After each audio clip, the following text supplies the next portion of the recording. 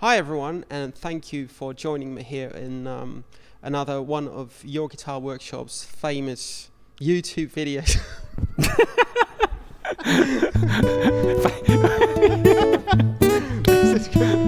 This is going to take all day.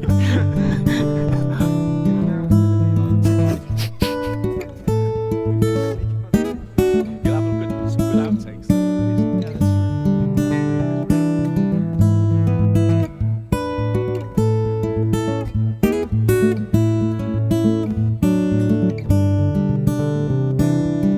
Hi there. American accent comes in. Yeah, Hi exactly. there. It's the persona though, isn't it? Yeah. Hi and welcome at Your Guitar Workshop. Now, I'm a bit, we're having a laugh here at the couch already, so I'm hoping I'm able to focus during this interview, but I'm going to do my best.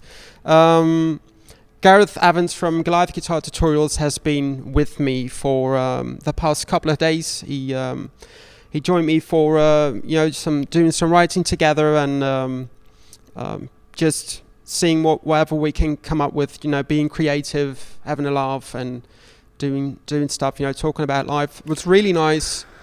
Gareth Evans, for those who don't know him, I can't imagine, but he is one of those people who has made a career out of YouTube, and he quit his job some time ago, and now is completely living off anything he's doing on YouTube and anything that is related to that.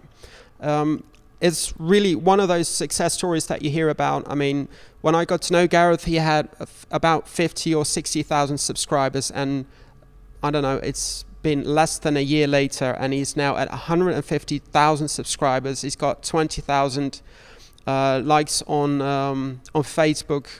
So today is just about getting to know Gareth a little bit better. So Gareth, Hello. thank you for being It's here. an absolute pleasure to be here.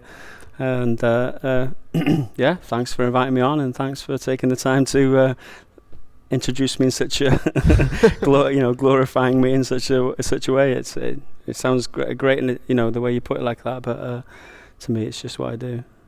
Yeah, but I think that's one of the most special things about you. I mean, I've gotten to know you a bit over the past few days, and you're really modest about what you do. But I mean, you've spent all your time when you were still working. Yeah. Well, it is kind of a product of the fact that I have been working in industry in a manual labour job for so long that everything and all the recognition that YouTube has given me and all the opportunities that I've gotten from it I appreciate every little comment that people put and all the recognition and all that. It just means a lot to me, because I know that because of that, I've been able to change my life, the whole way I live now. And I'm grateful for that. It's not something that I take for granted at all, because I've spent 12 years working 12-hour night shifts, and it's been a hard time. And what kind of work have you been doing before you were? I was a printer.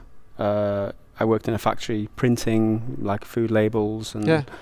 so that was my skill, my profession. Did the guys at the factory know that you were doing this on the side, and what were the? I mean, did they kid you about that? Like, you're going to be Well, this? it was only the last, say, 3 years that I started, since I was making videos. So it was really nothing that I talk about to my colleagues. It was just something that I do as a hobby in my spare time. It wasn't like, oh yeah, I've got just, I wouldn't say, oh, I've got a million likes on my YouTube video. Yeah. It's not something that come into conversation, and I wouldn't, if someone doesn't want to, I wouldn't force that, open that conversation, because it just seems arrogant. But did they know? Did they know about it? Towards the end, yeah, because obviously I was telling people that I'm leaving to go and do to work for myself, and they obviously the questions came. And so what are you doing? Oh, I do videos on YouTube.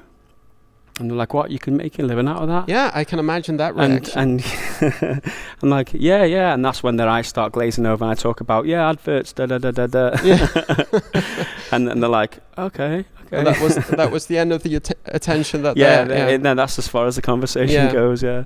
Well, the thing is that I mean, did you believe that it could be like this from the beginning, or was it something that just came afterwards, that you, by seeing the views come up, that you thought like, well, I can make a living out of this? Yeah, there was a moment where I think it was like 3 years ago, when YouTube monetized my account, because at the time they never used to monetize everybody's account like they do now. But I got the email through, because you used to apply for it back then. Got the email through, oh, your account is now activated for AdSense. Yeah. Congratulations. And so it was that point that was like, well, I can actually make money off this.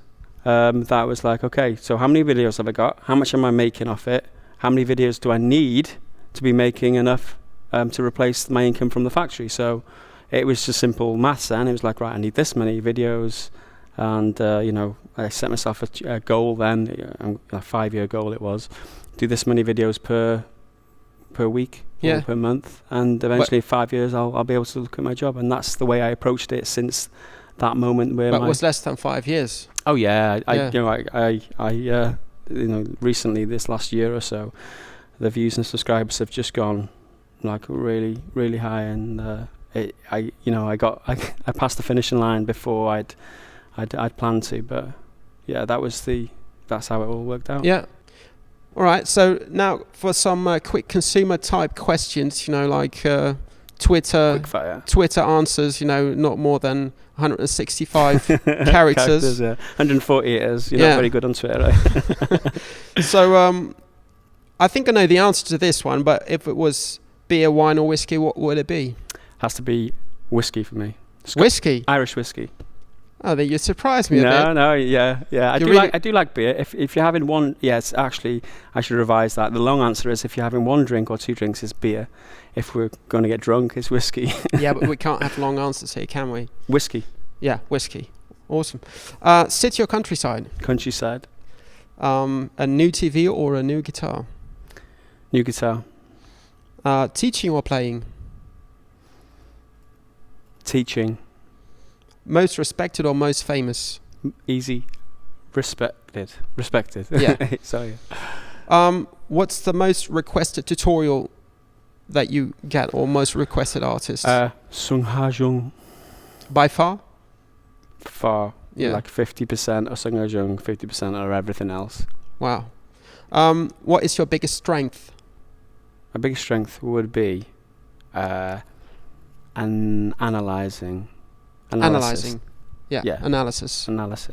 Right. Analysis. And what is your biggest challenge in life? Biggest challenge in life? Yeah. Is balance. Balance between family and work and everything else. Lots of balancing.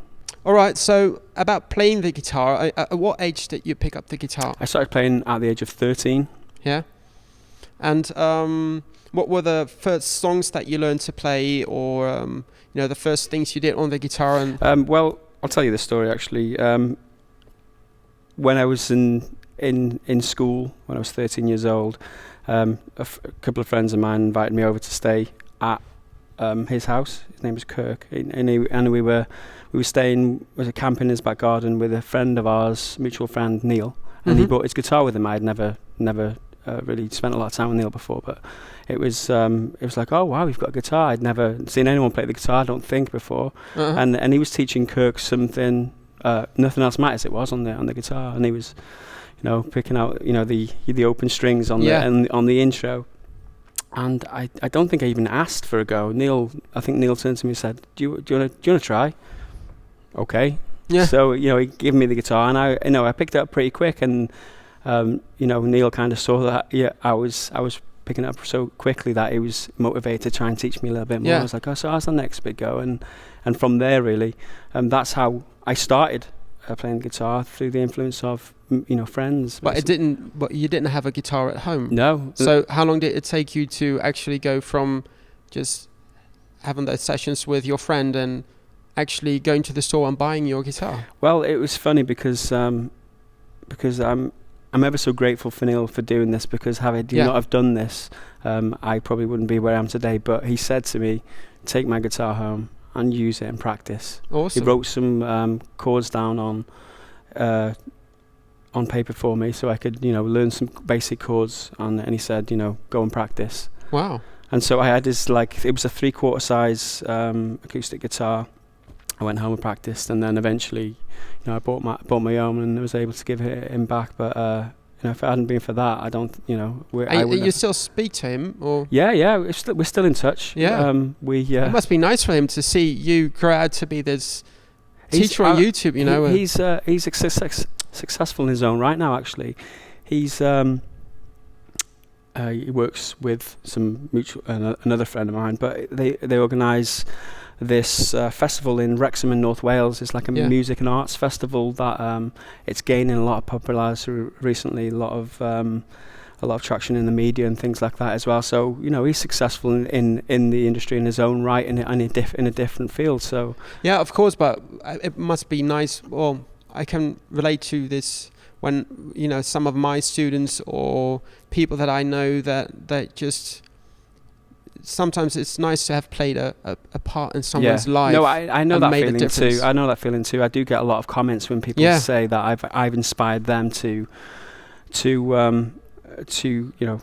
keep playing and be motivated, and motivated people like that. Yeah. So it's kind of it's something that Neil's bestowed on me that I can bestow on other people. It's like a chain reaction, isn't it? Yeah. I know what songs you do on YouTube, but what's the music that you listen to at home, and which are your favorite guitarists, or what inspires you? What inspires me? It's two different things. Yeah, it's two questions in one, actually. Yeah. So I'll start with what inspires me is in fingerstyle. Would be people like Tommy Emmanuel. Mm-hmm. I've seen a lot of search for a lot of his videos on YouTube of him just talking, not necessarily playing, but just trying to pick up things, tips and stuff. The workshops and things he does on YouTube.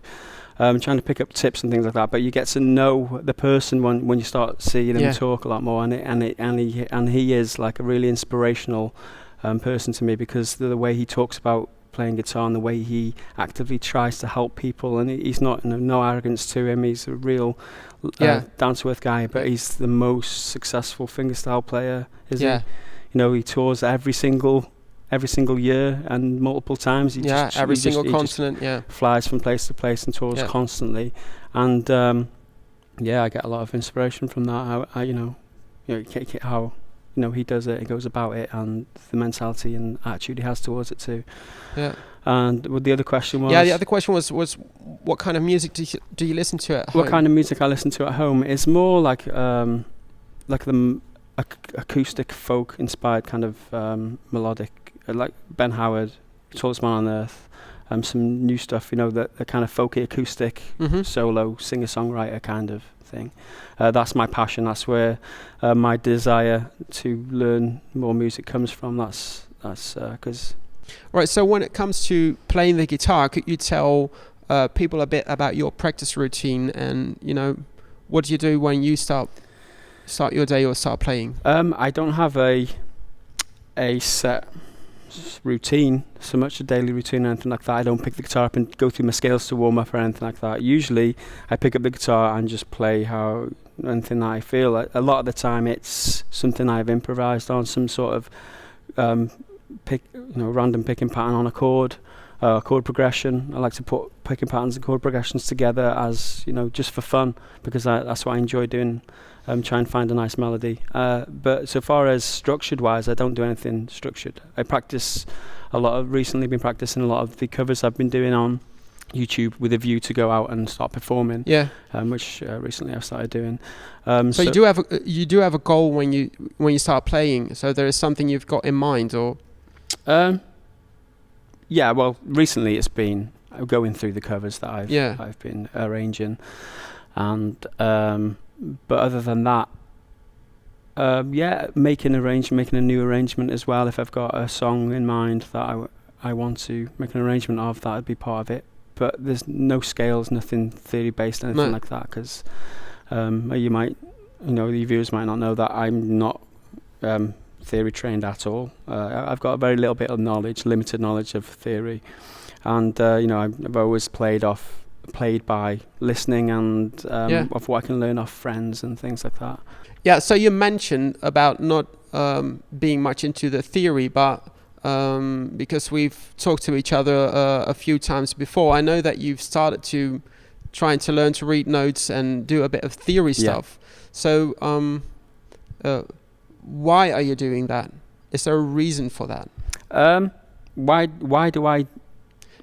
I mean, you've been doing really well without knowing all these things. But I'm a full-time guitar teacher now. Yeah. And there are certain things that I need, certain ways I can communicate a lot easier if I know a bit of theory. I know the basics, like time signatures and things like that, and keys.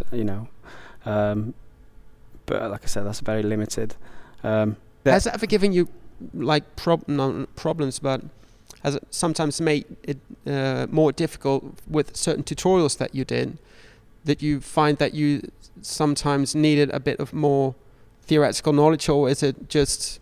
I don't find that. I personally, the way I do it, I don't find that. When it comes to the tutorials, all I've got to do is learn how to play the song. Yeah. And if I can play that, then I can describe how to do it.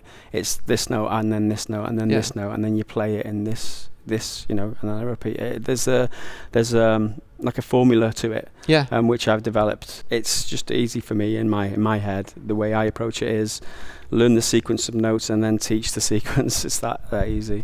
And do you think that is a strength of you, that you because a lot of people who are browsing the internet for lessons, a lot of them don't have a theoretical background. Do you think it's a strength of your lessons that because you don't have that as well, that you can more relate to them? Yeah, that's a good point. The people who are looking for lessons on YouTube are generally people who haven't had proper instruction. Had a guitar teacher. They're just looking to learn like I did. Off their own accord. So I can definitely find it. I obviously find it easier to communicate with them people, and they understand me more because I'm not talking in terms of time signatures and triplets and quarter notes and things. So I can just say, right, you play it. I speak in layman's terms, and I think people can connect with that. Is it something that you want to try to accomplish later on, that you start to educate them in that sense, or is it something you just want to keep? Possibly, but the way my tutorials go at the moment, all I do is teach songs. All I do is like, this is the song, this is the subject of the video, this is what we're learning. If I was to consider teaching theory, it would take me so long to fill in the gaps in my personal understanding before I can even think about how to communicate the ideas so that someone else can absorb that information from how I describe it. So there's a long road. If I was ever to consider doing that, I've got a lot of studying, a lot of thinking, analysing, and. All right. So back a bit to the practical bit of the guitar and guitar playing. Yes. There is a lot going on in the guitar world. There's a lot of new techniques. Guitar styles are ever evolving. Yes. And how are you learning yourself all these new techniques, the slaps, the thumbs on the body? It's just by watching on YouTube. That's the way I do it. I see how someone does it, and I try to play it. Slow everything right down, because when you learn a new technique that's highly technical like that, you have to go through the motions and make sure you're doing everything right before you speed it up and then practice. You mean slowing down you playing, or you mean? Yeah, no, you don't slow down the video. Just I look right. He slaps. He hits the guitar with his thumb there. Yeah. And then he plays that note next, and next he moves his hand there and does that. And so that sequence of movements has to be broken down to really slow. And then you just so that's how I go about learning a new technique. So if it's like wrist thumping or whatever, or the slapping, that's how I've gone about and done it. Just repetition, repeating really slowly until it falls naturally. Your hands accept the movements. And is it something that you consciously pick a tune for? Like, if you're interested in that sort of style, would you just say like, I'm going to search for a good song that enables me to learn these things? Or Well, definitely, certainly, it's been a factor in some of the videos that I've put out. Is that Could you give an example of which songs that you've learned that are that were more or less for learning certain new techniques? The first thing I learned that had the slapping technique was "Rile In" by Andy McKee. Oh yeah. And I remember kind of challenging myself, like, I'm going to learn this. Yeah. You know, it sounds a beautiful guitar piece. I know I can do it. Yeah. I know I've got the approach. You know, I know I've got the tools in my bag to be able to learn it and be able to play it to a decent standard. And so that was the first time I ever got into like any percussive stuff. It was like Rile In of Andy McKee. Do you play a lot of Andy McKee stuff?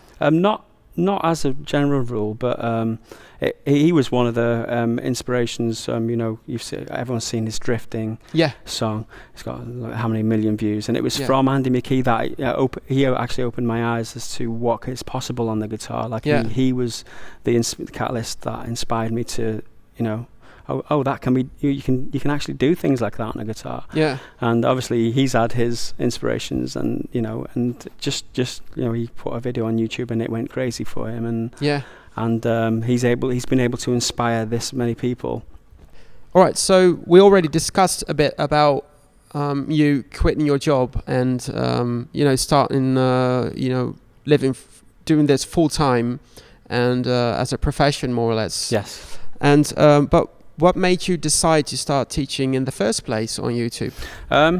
It was because I thought it would help people, for one. It was a time in my life where I just settled down, got married, was starting a family, and I didn't really have a lot of time for playing the guitar. It was you know, it might have been weeks in between me picking up my guitar at some points, because you know, your life gets in the way sometimes. Yeah. So it actually turned out a decent outlet for me, a good reason for me to pick up the guitar and learn something new, which I wasn't doing a lot of, because I had reason to, because I could post them on YouTube and help people out at the same time. So it was a kind of mutually beneficial arrangement kind of thing, where you know, I was getting motivated because the comments were, you know, really nice comments from people saying how much I'd helped them, and you know, they'd get the lessons off me in return. Yeah. So it was like a symbiotic relationship that worked really well, and that's how, kind of what got it off the ground. Is that maybe why you have such? I mean, it looks from it like that from where I'm standing, but it feels like you have a really good relationship with your subscribers, with your followers. Well, yeah, I like that's the most important part of it, is the relationship between me and my subscribers. Like, I've got to be conscious about how I, you know, give across information, and that's still part of the relationship, where I've got to be concise and be good about the way I do things. And as well, you know, I think people appreciate how much effort I go to for them, mm-hmm. and how you know, they write the grateful comments and things, and that really still motivates me. And actually, I would credit my followers and people who've supported me all this time for being inspirational into getting my videos to the standard that they're at now, because obviously through their feedback and telling me what was right and what was wrong with the videos, that I could make improvements. And because I do read every single comment, even still now, I read every single thing that people. That must be almost a full-time job. I've got it on my phone. I just pull my phone out and read through them.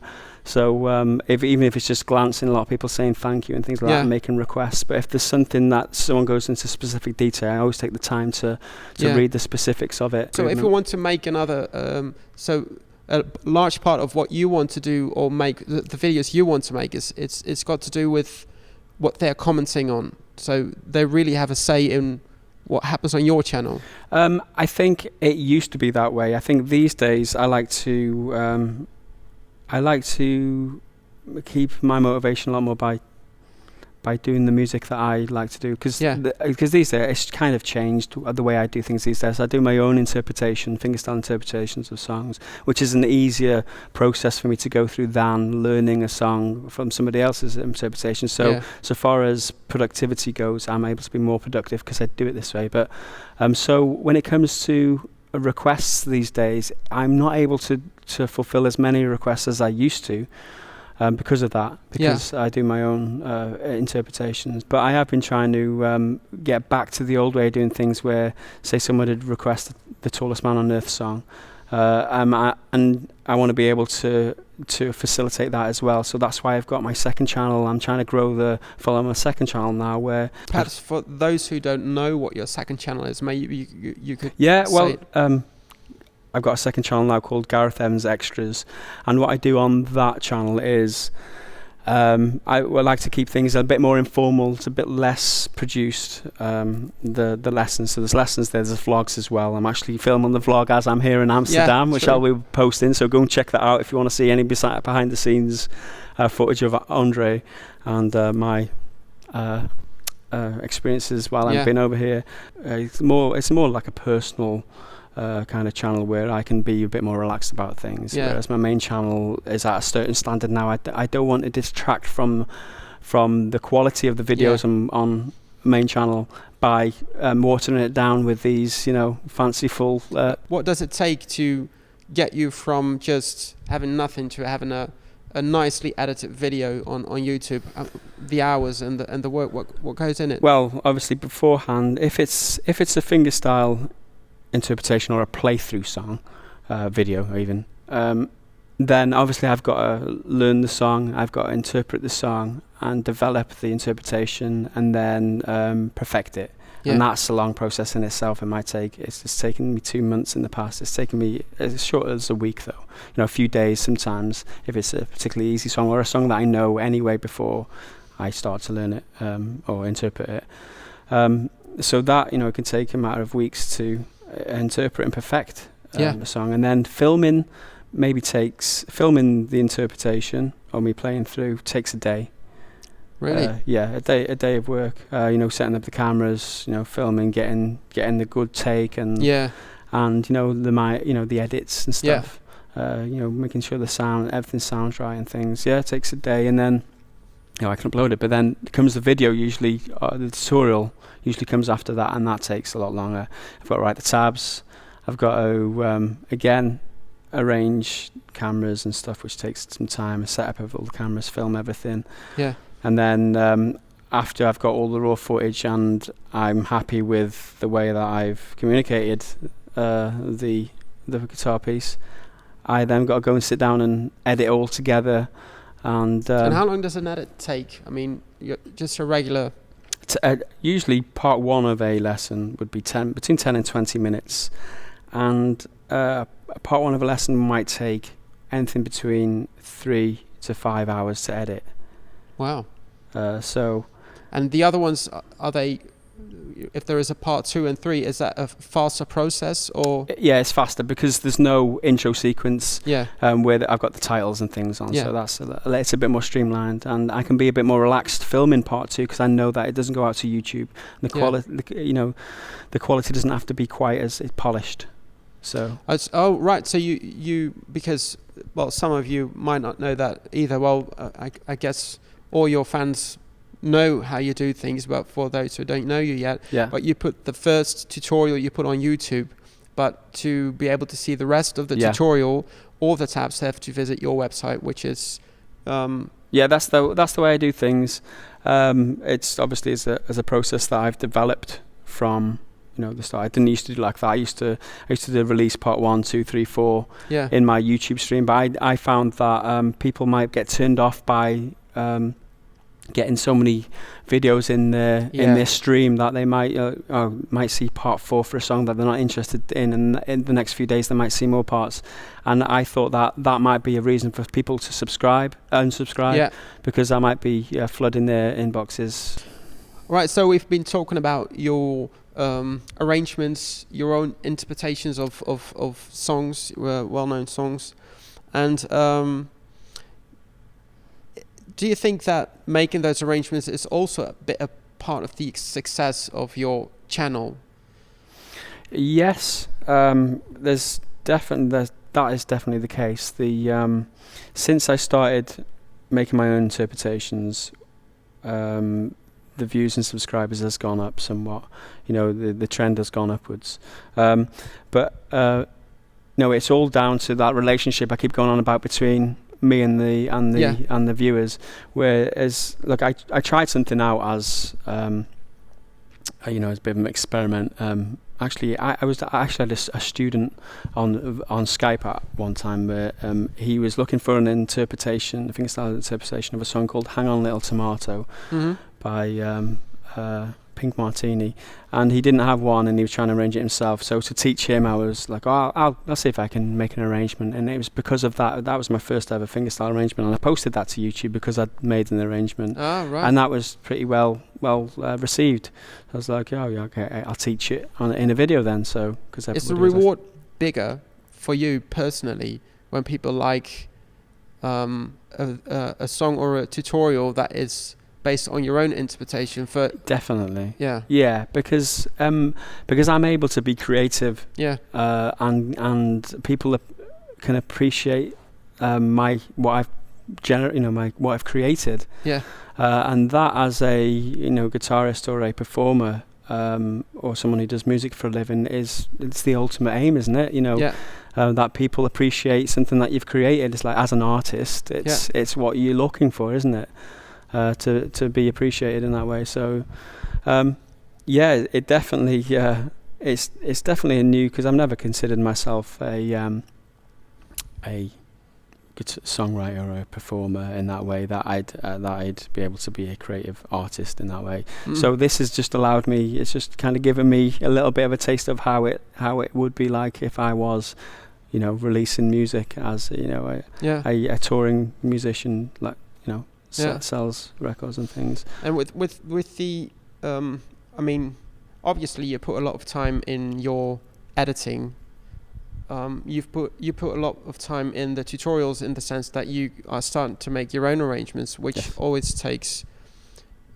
Well, actually, you mentioned that maybe it takes less time. Well, it doesn't take less time. It's easier. For me, because it's a creative process is easier than an analytical process, where all you're doing is you're learning someone else's song, like what note goes next, and then you might have to rewind a video and learn a sequence. It might take you a little while to do that, and that's more like work, and like hard work at times. Whereas it should actually be, it's all fun and pleasure, right? Well, yeah, there is. It does feel like work sometimes, with the editing and stuff. But when it comes to interpreting a song, it's because it's a creative process. It's more enjoyable. It doesn't feel like work. But it feels like, well, almost anything I talk to you about when it comes to your YouTube channel, it seems there was a lot of thought in it all. No decisions are just made just because arbitrarily. It's really you really consciously. Yeah, well, obviously, no. It was when I was working in the factory, and I realised that I could possibly one day, in my wildest dreams, I'd be able to make a living, leave a factory and make a living out of making videos. I decided, because, like I said, one of my strengths is that I'm very analytical. I analysed everything. I'd look at videos on YouTube that were successful. Why are they successful? Why are they getting so many subscribers? What are they saying? What are they doing? How are they presenting? I'd gone through all that process of, trying to figure out what works, what doesn't. And it's definitely sorry, I lost my train of thought now. What the question was?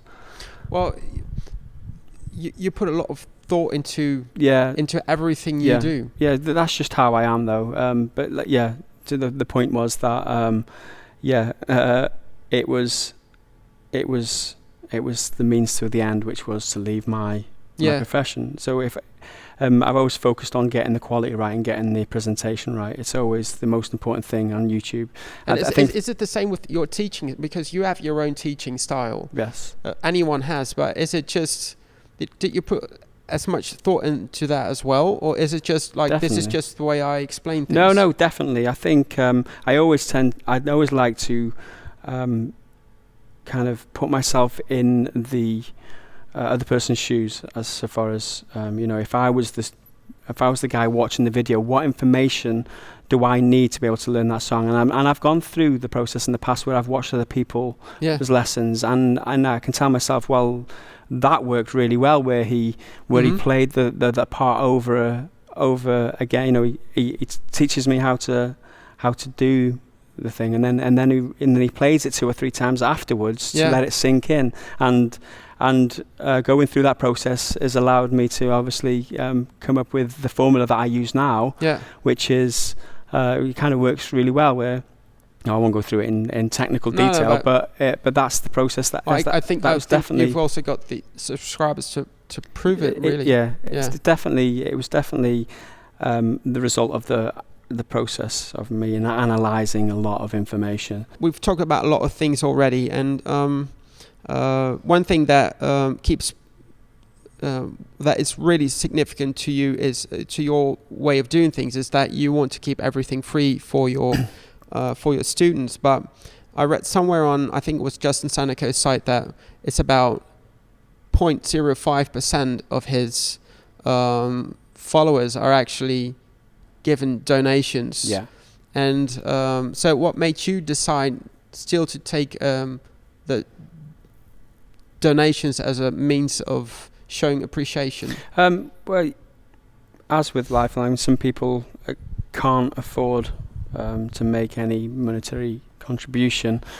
So I make sure that I do facilitate those people and help those people out. But there are other people as well where money might not be so important to them, and they might want to show gratitude in a means of a monetary donation. And it's them kind of people. I'm really grateful for people who are willing to do that, because it really helps me out. Because it's the money I pay my bills with at the end of the day now. The next thing is actually that because you're a family man, you've got 2 children. Yes. And I can't imagine how hard it must be to convince your wife to say, well, I'm going to be a YouTube teacher, I'm going to quit my job. I'm going to quit my job and money will come from the internet. And I'm going to do everything for free. I'm not selling anything. I'm giving away anything free, and the bills will still be paid. My wife did take a kind of time of a period of adjustment, let's call it that, where she was very skeptical to begin with.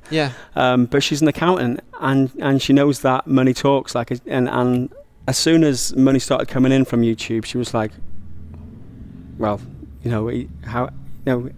there's money there in the bank like that. It must be working what he's doing. So then she started becoming more supportive. It was like, well, you take your time. You could go and do the videos. There's no problem. So is it in the end something you decided together, or? Obviously, the point where the decision was made for me to leave my job, it was an ongoing discussion with my wife. It wasn't something that I turned around one day and said, I'm quitting my job tomorrow, by the way. It's obviously a healthy way to be. I'm kind of trying to picture the moment where, is it like you would be like sitting in your office or playing the guitar, and she walks in and just looking at you and saying, well, no, all right, if you want to do it, I'm supporting you? Or was it just at the end of a conversation together like, okay, well, we're going for this? Well, it was a long time ago that I presented my 5-year plan to her. Like I was meant to talk to you earlier, where the moment they monetized my account, I wrote it all out. It's like, for 1 year I'll have this many subscribers, 2 years I'll have this many videos, this many subscribers. I wrote out my 5-year plan. And then I said, because she's a business-minded person, so I'm like, well, this is what I'm planning on doing. You believe me or not, this is what I'll be doing. And she was very, like I said, she was very skeptical. But once results, the money was coming in, it was, it's not so much pie in the sky anymore. It was real. It was real. So then she realised, since then the conversation's been going on about, I'll be quitting my job soon. We'll look to do it at a certain point, and it's always, a more financial decision. And is she more at ease with it now, or is it still like, I hope everything will be okay in a year or so? Yeah, she's really supportive. She's she's awesome like that, you know. Yeah. She's actually, you know, she's kind of in awe about what I've been able to achieve. Yeah. Out of it, because, you know, to her, making money, you've got to sell something, because she's an accountant. Like, she's always worked that way. And it is a little bit indefinite, I suppose. I don't know if that's the right word, but when you're making money off the internet, it's like there's nothing real to touch. No. You know, it's like, you know, I will magically make what I've created go into the sky, and then the sky will give me money. Yeah. You know, where is the internet? Where does it reside? There's nowhere. It's like, it's this this conceptual thing exactly. So. Is it also It's a little bit unsettling, knowing that you've got to rely on something that might not there. Yeah, because when they change the rules, then, you know, everything might change for you. Well, yeah, exactly. That is always in the back of my mind, but I know that now that I've gone through this process and I've developed my product, because I do produce a product. Yeah. I've developed a product that is worth some money to a lot of people. So if worst comes to worst, you know, and if YouTube shuts down tomorrow, at least I've got a product, or I can, you know, I've got skills to produce that product that could provide me a living in future, regardless of YouTube is there or not. Yeah. At the moment, I mean, in the past couple of days, you've passed the 150,000 subscribers mark. Maybe right now you've also passed the 20,000 likes or followers mark on Facebook. Yeah, getting there. So, I mean, this is sort of like getting out of control. Yeah, it's crazy. It's like wildfire. I don't know where these people are coming from. I don't know if they even exist. Where do you see this going to, like, in 3 years? I mean... Well, I'd never even imagined I'd get this many followers, and my plan was always to get 100,000 subscribers, and when I was at that point I could quit my job, and that was the light at the end of the tunnel for me. And so in December, when I quit my job, shortly after that, I think it was February, I made the 100,000 subscribers mark, and that was my goal. And then since then, it's been like, well, I've reached where I wanted to get to. I'm not really paying much attention to the people. Well, you smashed that now. One, didn't you? Yeah, I've made an extra 50k in the last 5 months. So, yeah, that's subscribers. That's not 50,000 pounds. No, certainly not. Subscribers. 50,000. Yeah. I'm grateful for pointing that one out, because it certainly doesn't make that much money. Just to wrap this up, because there are tons of questions that I could ask you, but we need to leave some room for another interview, maybe in a couple of years or so.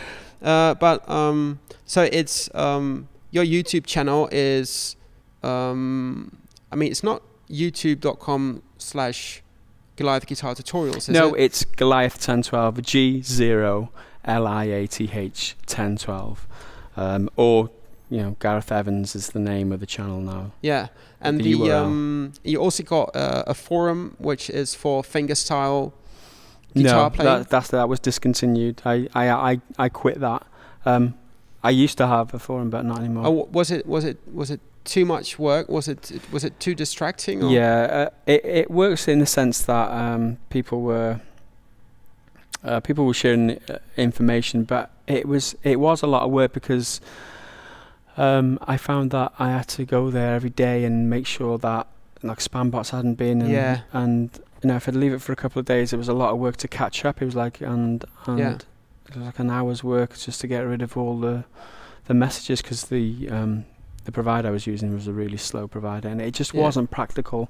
I wasn't seeing that people were getting any for the amount of work that it cost me. It wasn't really.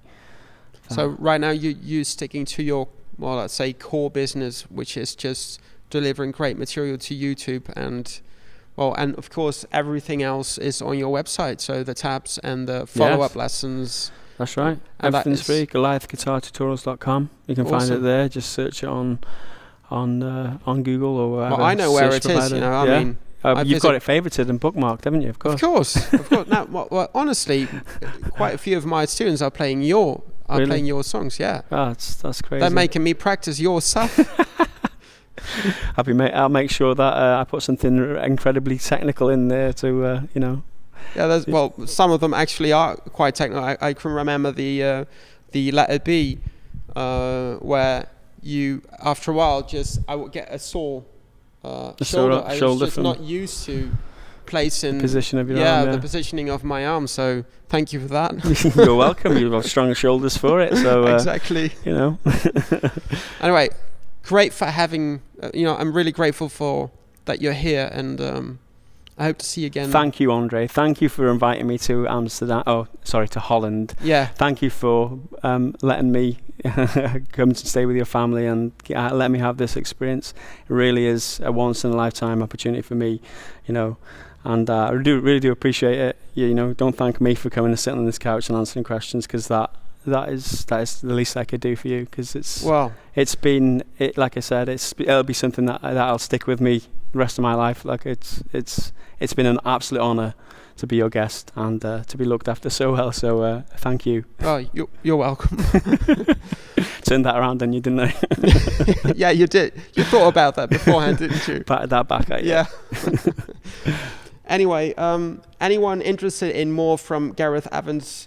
You now know where to find him. I'm going to put every link, social links to Gareth Evans' Facebook and anything is going to be in the description below. If you've got questions for Gareth, just hook up with him on Facebook or use Twitter also. Yes. Yeah. Instagram. Yes. The works. All that. Yeah. So I'm really glad that you were here, and I'd say till next time.